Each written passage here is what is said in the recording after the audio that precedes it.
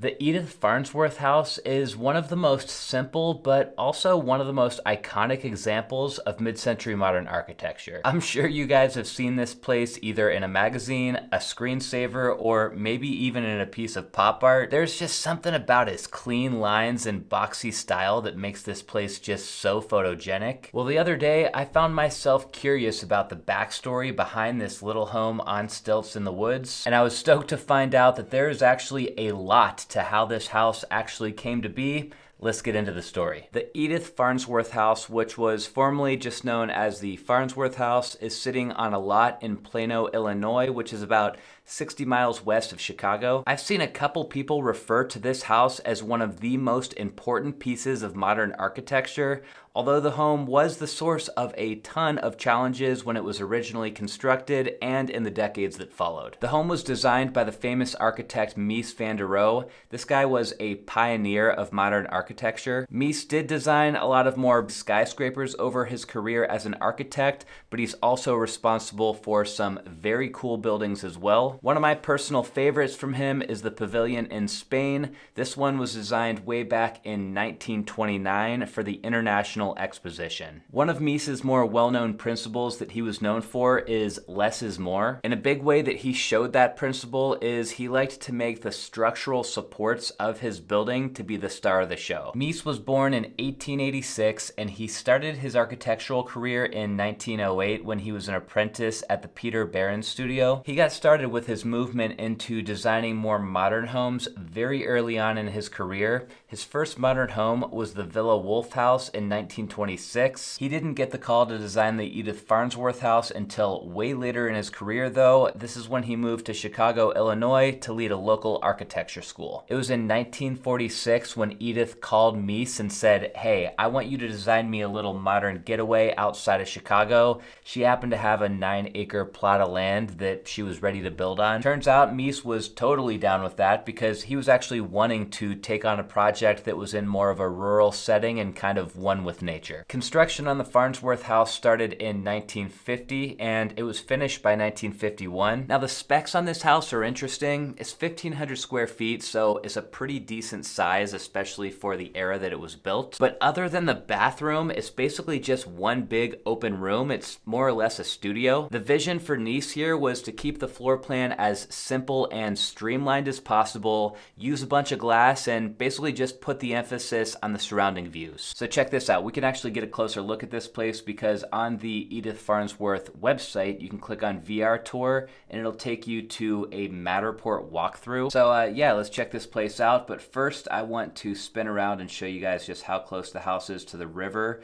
And this must be in the fall time. The leaves are starting to change color. I mean, how awesome is this? Then if we spin around, we can climb up to the first platform here, which would have made probably for a nice little seating area. Then another small flight of stairs here, which takes us up to what was probably another little seating area looking out to these views. Then if we look to our right, here's the front door. All glass, pretty awesome. We can step inside the front door here and we've got the dining room to our left, a piece of like wood cabinetry, a little water damage down there, but this cabinetry kind of separates the spaces. And then over here to our right, we have an office. If we step over this direction, pretty simple with the furniture, awesome mid-century modern furniture throughout. All this glass just puts the focus on the views just like he was intending on. Then if we walk a little bit over this direction, you guys can see there is a fireplace right there under that piece of art, wrapped in stainless steel, pretty cool. Then if we go over this way, we take a step over to this other piece of cabinetry. You'll see the bedroom's actually tucked over here behind this wall. It's pretty private, even though it is basically a studio, there's not really any walls in this house. The bedroom actually is kind of all on its own, which is nice. And then just looking around, you can see, yeah, there's a little bit of water damage here, probably from one of the floods.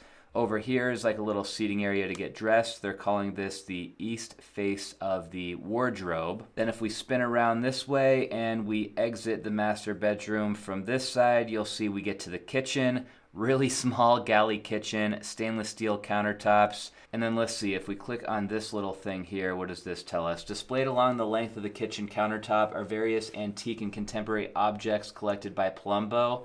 So I guess these aren't original pieces, but Palumbo did live in this house for over 30 years, so it's cool that they kept some of his stuff behind. But yeah, even if you're feeling a little claustrophobic in this kitchen as you're making your morning coffee or whatever, you can always just spin around and boom, you got the whole outdoors right there behind you. So it probably doesn't feel all that claustrophobic when you're actually living in this house. I mean, I don't know about you guys, but this is more than enough house for me. Now, I told you that there was some drama with the Farnsworth house, and there's actually a couple of things that happened that made the history of this home kind of messy. The first issue came before the home was even finished being built, and that is that Mies went way over budget. See, Mies not only was the architect here, but he was also acting as the general contractor on this job. The original budget to build the home was $58,400, but that ballooned to $74,000 by the time he finished, which might not sound like a lot, but $74,000 in 1951 equates to about $730,000 today. This budget situation got so out of control that the client, Edith, actually stopped paying Mies altogether. Ultimately, after a judge got involved, they determined that Edith had approved all of the construction overages, and there was record of that happening. So he threw out the case, and Edith ended up needing to cough up the rest of the money that she owed to Mies. So like you guys just saw, this house is actually sitting up on some stilts. It was intentionally designed this way because the home actually sits right in the Fox River floodplain. Unfortunately, those stilts weren't built tall enough though, and that leads us to our next bit of drama surrounding this house.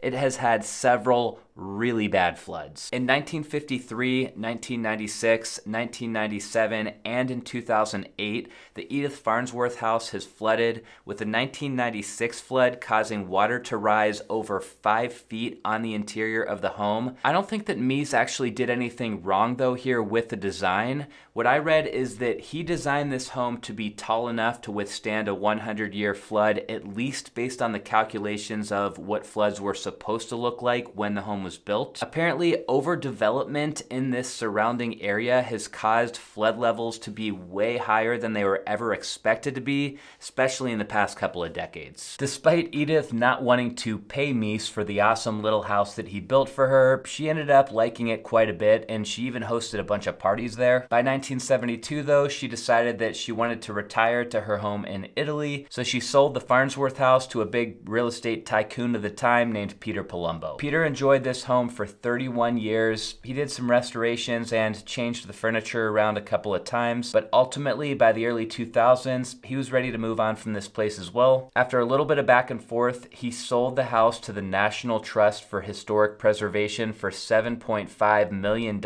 in December of 2003. Nowadays, the Edith Farnsworth House is available for tours Wednesday through Sunday. I read over 100,000 people have toured this house now, and it's got tons of positive reviews. So by the looks of things, unless there's some other crazy flood that comes through, I think that this home is officially going to be standing in this location forever. There's a bunch of really awesome houses that were built back in the 1940s and 1950s that do still stand to this day. And to me, it is so cool to see that architects were pushing the boundaries of what was popular and what was possible back then. Hopefully someday things will come full circle and we'll see homes like the Farnsworth House being built yet again. I'll see you guys next time.